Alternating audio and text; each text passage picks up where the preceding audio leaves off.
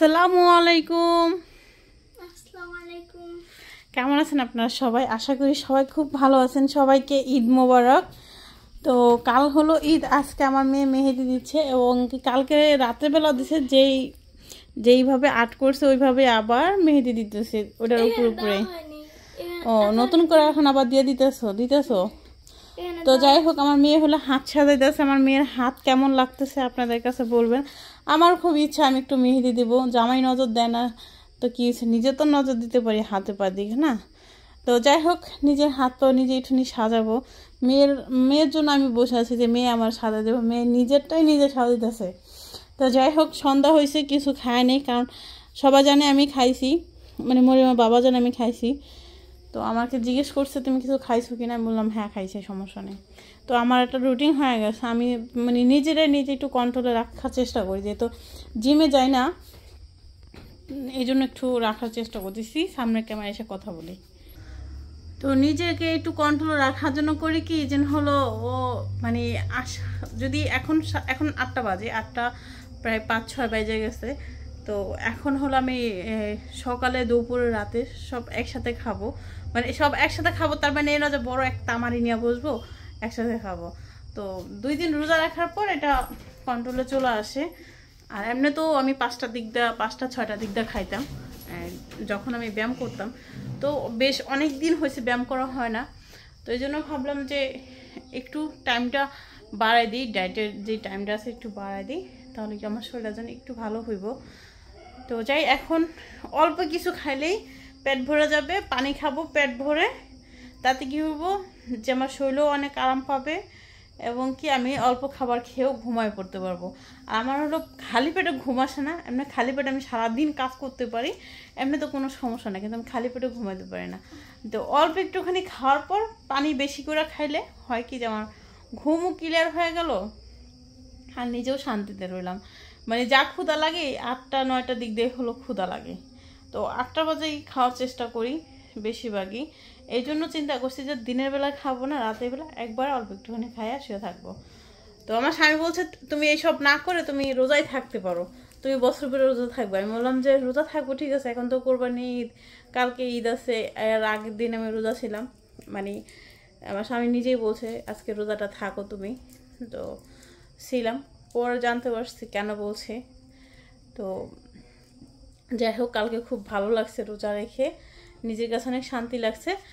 তো এখন থেকে রোজা রাখবো, বাট সোমবারে, বৃহস্পতিবার বা যে কোনো একটা, মানে সোমবার রোজা রাখা অনেক ফজিলত, তো সোমবারে রোজা রাখবো। ঈদের দিনে সরি, মানে শুক্রবারে রোজা রাখলে নাকি ওটা মাখরু হয়ে যায়। এটা আসলে কতটা সত্যি আমি জানি না, এটা আমি জিমে এক মেয়ের কাছে শুনছি, জিমে যখন গেছিলাম তখন এক মেয়ের কাছে শুনছি যে শুক্রবার রোজা রাখলে নাকি এটা মাখরু হয়ে যায় অনেকটা। এটা তো ঈদের মতোই, শুক্রবারের নাম মানে শুক্রবার দিনটা আমাদের জন্য অনেক বড় একটা কিছু, জুমার নামাজ হয় অনেকটা ঈদের মতো লাগে, রান্না মানে গরিবের হজের দিনে, মানে একজনে এক কথা বলে। তো এটা কতটুকু সত্যি জানি না, আল্লাহ জানে, উপর আল্লাহ জানে। আপনারা কেউ জানা থাকলে অবশ্যই কমেন্ট বক্সে জানাবেন। তো টুকটাক খায় নেই। আর আমাকে প্রশ্ন করছেন যে আপু তুমি একটু শুকানির পর থেকে বোরখা ছাড়া দিছো নাকি একবারে। আসলে ওরকম কিছু না, বোরখা আমি ছাড়ি নাই। হয়েছে কি যে 2বার মার্কেটে গেলাম, বোনের বাসা থেকে গেছি, আর বোনের বোরখা আমার শর্ট হয়, এটা আপনারা জানেন, কারণ আমার বোন আমার চাইতে একটু শর্ট, আর আমি মোটা মানুষ, একটু শর্টও আমার বোন, আর আমি মোটা লম্বা দুইটাই। তো তাতে হয়ে কি যে ওর বোরখা আমারটা লাগে না, আর আমার বাসা থেকে ওর বাসা যেতে বোরখা পরে যাওয়াও লাগে না, কারণ বাড়ির ভিতর দিয়ে হাইটা যাওয়া যায়। তো এরকমভাবে বা হুন্ডায় আমার দুয়ার থেকে উঠলো, দুয়ারে নেওয়া নামায়। তো তাতে হয় কি যে আমি এমনি যে চলে যাই বোরখা পরে রেডি হয়ে 5 কাপড় পরে যাই না, এমনি ঘুমটা কাপড়ি দিয়ে চলে যাই। তো যাওয়া খুব ইম্পর্টেন্ট ছিল মার্কেটে, তো এই জন্যই গেছি, 2বারই গেছি, অমনি গেছি। আর ওই একটা ড্রেস পরে আমি 2বার গেছি, ওই ড্রেসটাও বোনের ছিল, আমার না, মানে সেম ড্রেসই, বোনের ড্রেসে আমার ড্রেস সেম, একই কালার, সাইজও একই ছিল, এই জন্য পরতে পারছি। যে ওরও 46 ছিল, আমারও 46, তো ওর 46 একটু ঢোলা হয়, আমার একদম ফিটিং হয়।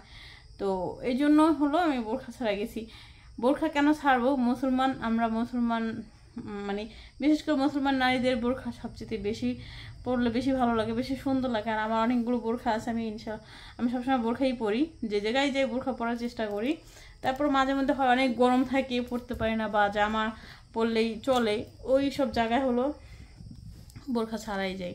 তো ঠিক আছে, যার যেই প্রশ্ন ছিল উত্তর দিয়ে দিছি। আর একটা আপু অনেক অসুস্থ, তুমি আমাকে কমেন্ট করছে, আসলে তোমার কি সমস্যা আমি জানি না, আমাকে একটু বলবা। আমি কমেন্টও জিজ্ঞেস করছি, তুমি দেখছো কিনা জানি না, তোমার আসলে কি সমস্যাটা হয়েছিল সেটা বলো প্লিজ, কারণ খুব খারাপ লাগলো তোমার কমেন্টটা পড়ে। এই হলো মরিয়ম মেহেন্দি দিচ্ছে। ওকে, মান্য কাঁঠাল খাবা? তো বাবার বাড়ি থেকে হলো ভাই হলো কাঁঠাল দিয়ে গেছে, কাঁঠাল ভাঙা খাওয়ানোর মতো কোনো মানুষ নেই, তাই নিজেই ভাবলাম যে কাঁঠালটা ভাঙা পয়সা ভাঙি, কারণ বেশি নরম হয়ে গেলে কিন্তু আর কাঁঠাল ভালো লাগবো না। তাই নিজেই বসলাম, কাঁঠাল নরম হয়ে গেছে যতটুকু নরম হওয়ার দরকার। এই যে হেন্দা নরম হয়ে গেছে না, হেন্দা হলো কাটানো তো, একটা ছুরি নিয়ে আসলে সুবিধা হইতো। নিচে রাখো, তো নাই দেখা যায়।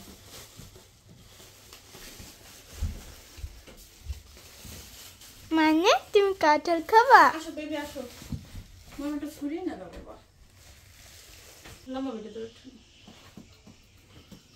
লম্বা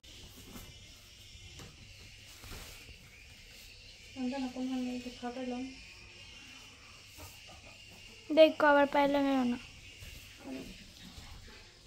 ছুরিটা পাইলে কি কাটাইতেছে।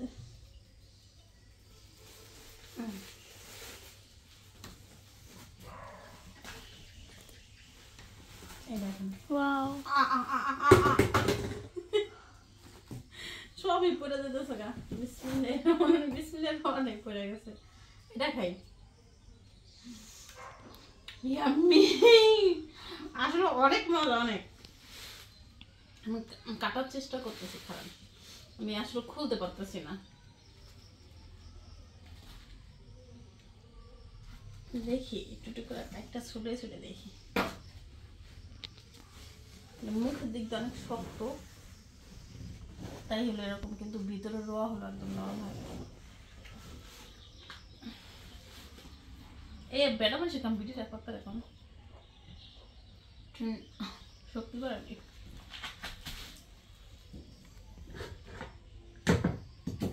যেটা যে কাজ যেটা যেটা ফলিকা আনা হয়েছে। এই হলো রোয়া, কি সুন্দর র ছোট কিন্তু অনেক মিষ্টি। কদা তো তোলা দিতেছি বাবা, দেখো কি হইতেছে। তেল নাও,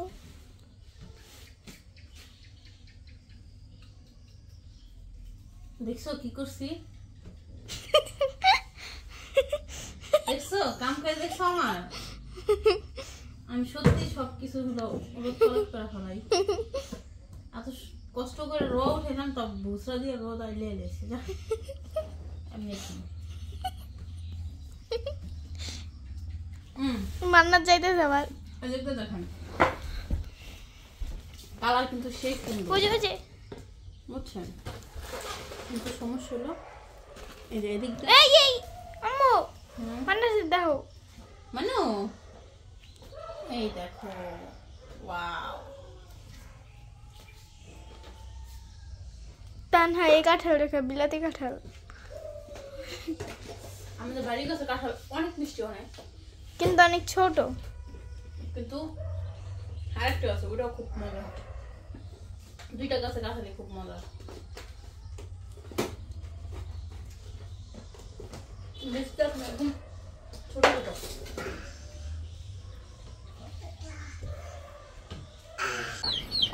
মুরগিগুলো বের হওয়ার জন্য কেমন করতেছে, আল্লাহ আল্লাহ, আস্তে আস্তে আস্তে যা।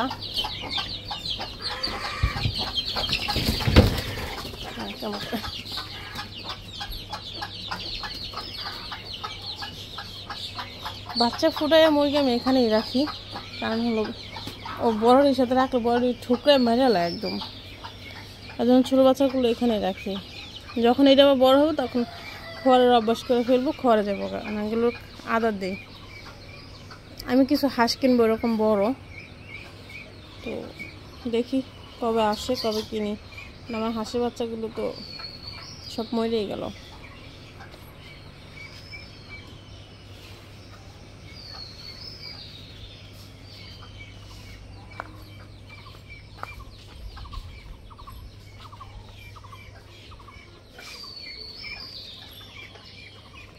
সবাই দেখে আম পায় গাছের নিচে, কিন্তু আজকে একটা পাইলাম, আম পাই না, বুঝি না কে নিয়ে যায় টোকায় টোকায়া।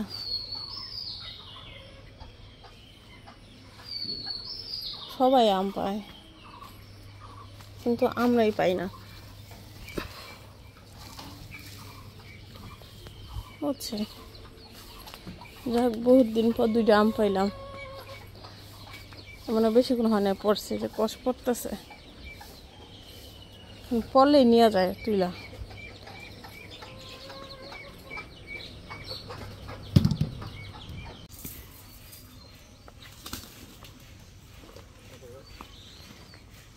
আমরা হলো কবুতর সব জবু করে ফেলবো, আর বাচ্চা আরো 2টা আছে, বড় আছে 3টা, একটা মারা গেছে আজকে সকালবেলা ঘুম থেকে উঠে দেখি। কবুতর জবু করে পরিষ্কার করে রান্না করে দেবো।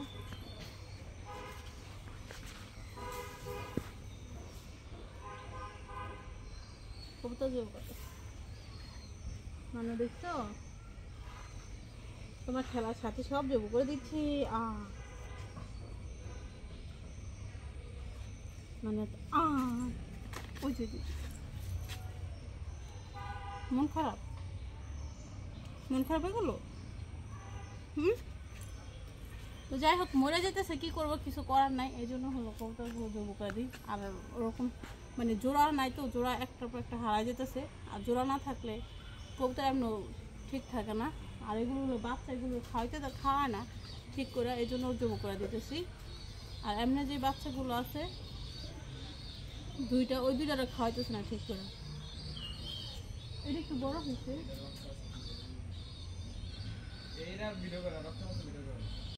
আমি কিছু না, আমি তোমার দোষ দিছি।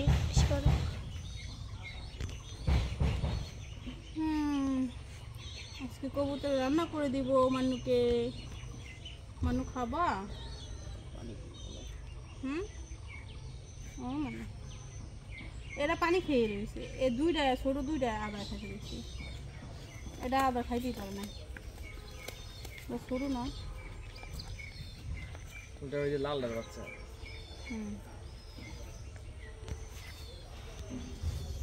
মান্নাত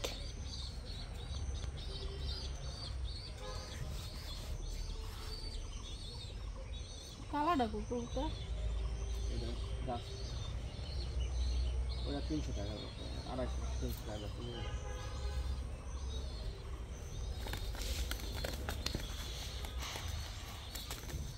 উড়া উড়া উড়া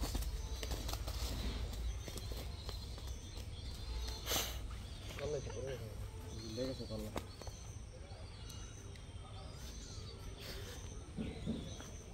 উড়ে যাবে। দমের মধ্যে তো তুমি ওইটা নিয়ে ফাঁসে নিয়ে এই হলো 4টা এখানে কবুতর, আর বুড়া কবুতর তো অত বেশি মাংস হয় না, এই জন্য 4টা একসাথে রান্না করে দেবো, দেখি কতটুকু হয়।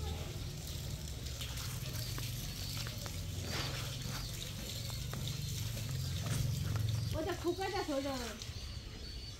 ওই বাচ্চা ঠুকা মেরে দেবো।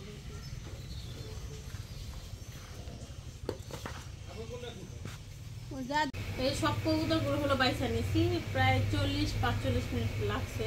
মানে এখন তো আজান দিছে, আজকে তো আজান দিছে হলো 12:30, কারণ আজকে শুক্রবার, 12:30 আজান দিছে। আর হলো কাজও প্রায় শেষের দিকে, এখন শুধু কবুতরটা রান্না করবো, রান্না করা শেষ। এই যে কবুতর এগুলো বাইসা নিচ্ছি আমি, তো এগুলো এখন হলো কাইটা নেবো। মানে একটু ফোর হলে না ওই কবুতর বাঁচতে দেখছি সুবিধা হয়, মানে আজকে বাঁচার পরে বুঝতে পারলাম। তো যদিও আজকে মানে কবুতর সব শেষ হয়ে গেছে, খেয়া ফেলবো যা আছে, আর মরা জায়গা উড়া জায়গা আবার চুরি করে নিয়ে গেছে, চুরি করে নেওয়া যাওয়ার পথে আমার কবুতর সব মানে হয়ে গেছে, কেমন যেন একটা হয়ে গেছে, কবুতর আর পাই না, মরা যায় এই সেই, মানে শক্তি নাই তাই কবুতরের, কবুতর দেখি চলে গেছে, শক্তি চলে গেছে। তো ফুলে ফুলে একটা এক জায়গায় বসে থাকে, 2টা মরে গেল বা 2 দিন 2টা মরলো। তো আজকে 4টা জবু করে দিছি, আর বাচ্চা নিয়ে বুড়া নিয়ে আসে 5টা, দেখি ওগুলো জবু করে না বিক্রি করে দেয় জানি না। ওইটা আবার একটু আছে, মানে জোড়া আছে একটা, আর একটা জোড়া নাই, কিন্তু ভালো আছে। বুঝছেন। আর এইগুলোই হলো বাচ্চা ছিল, বাচ্চা এই যে 3টা ছিল বাচ্চা, একটা ছিল বুড়া। বুড়া হলো যে কবুতরটা, আর এই হলো বাচ্চা। মানে দুটো শালিকের বাচ্চার মতো, একদম ছোটো ছোটো। তো এগুলো বাইসা নিছি, কারণ এগুলো তো হলো বড় বড় করে হয়ে গেছিলো, তো বাঁচতে সুবিধা হয়েছে। বাকি যা আছে সব তুলে নিলাম। এখন হলো পরিষ্কার করে কাইটা নিলে হবে, ধুয়ে পরিষ্কার করে কাইটা নিলে।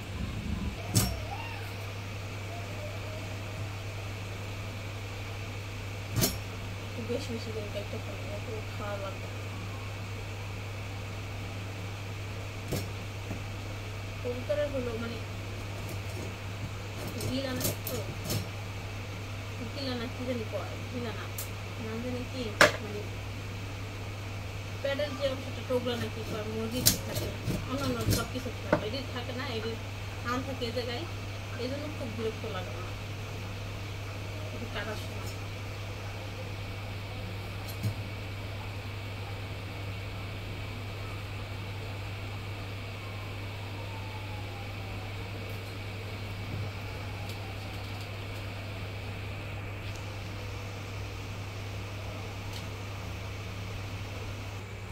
কিন্তু আলাদা একটা পর্দা আছে, পর্দাটা কাটতে পরিষ্কার করে ফেলে হবে।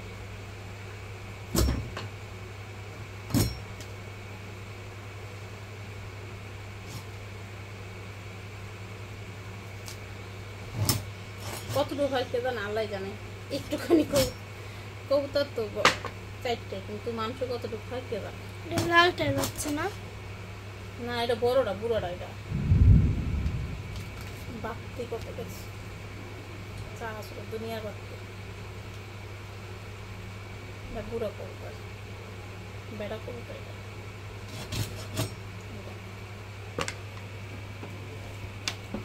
বেড়া কবুতর দিয়ে কত বড়।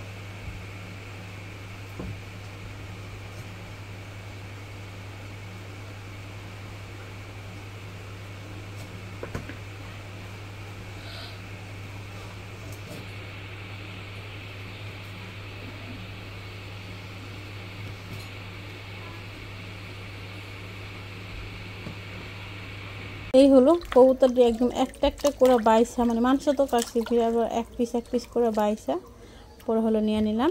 তো এখন হলো এটা রান্না করে দিব। তেল দিয়ে দিছি,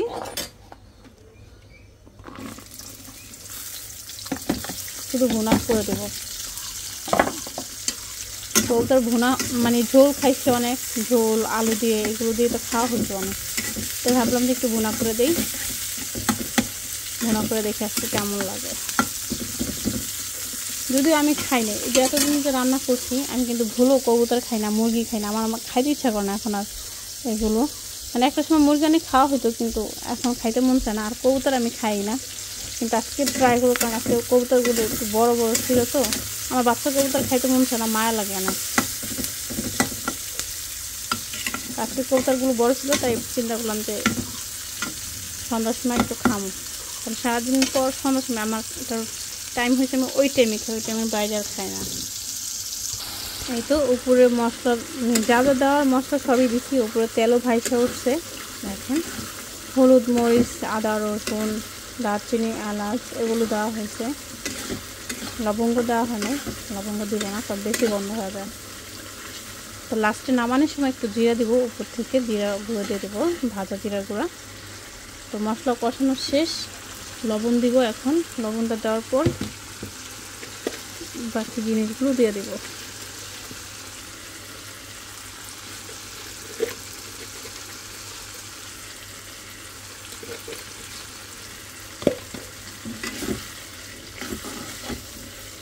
ঝাল লবণ ঠিক থাকলে যে কোনো তরকারি মজা লাগে।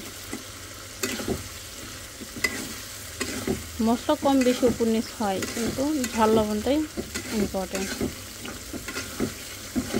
হলুদ খুব কম দিছি, কিন্তু মরিচের গুঁড়াটা একটু বেশি দিছি।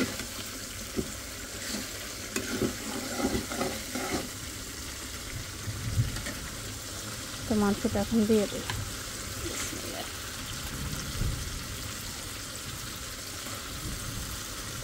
কবুতর এর চেয়ে ভালোভাবে কীভাবে রান্না করা যায়, কেউ কাছে ভিডিও থাকলে অবশ্যই শেয়ার করেন আমার মেসেঞ্জারে, কারণ অনেকের সাথে যোগাযোগ হয়, তো শেয়ার করেন।